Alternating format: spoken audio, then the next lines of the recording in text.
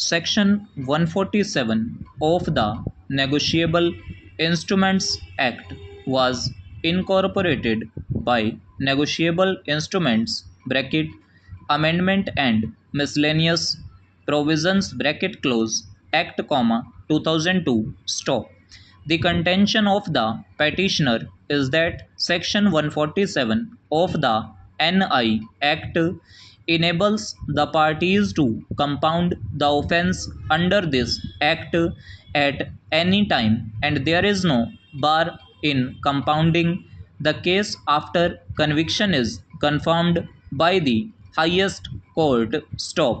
It is also stated that because of the non-obstante clause used in the beginning of the section, application of Criminal Procedure Code is totally excluded.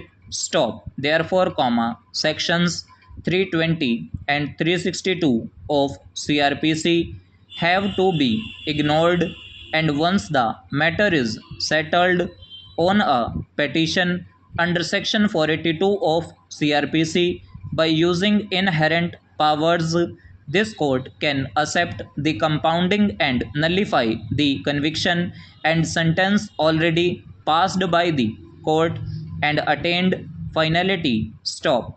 It was also argued that even before Section 147 was enacted, parties had power to settle the offences under NI Act and compound the offence.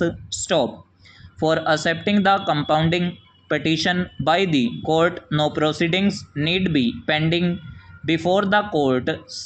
Once the contesting parties have compromised the matter in the absence of any prohibiting clause, court is bound to accept the same. It was further argued that though criminal in nature, complaint under section 138 is a private dispute between the parties. For a speedy recovery, and dispute can be compromised at any time, whether before conviction and after conviction.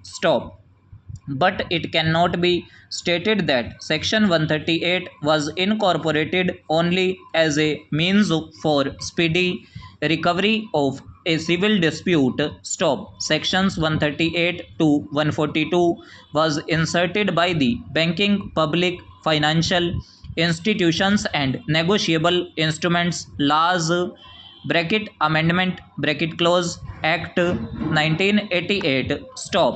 The objects, reasons and preamble of the above act show that apart from providing a speedy remedy, the object of bringing section 138 on the statute appears to be to inculcate faith in the efficacy of banking operations and credibility in transacting business on negotiable instruments, and it is essential for the economic development of the country as held by the apex court.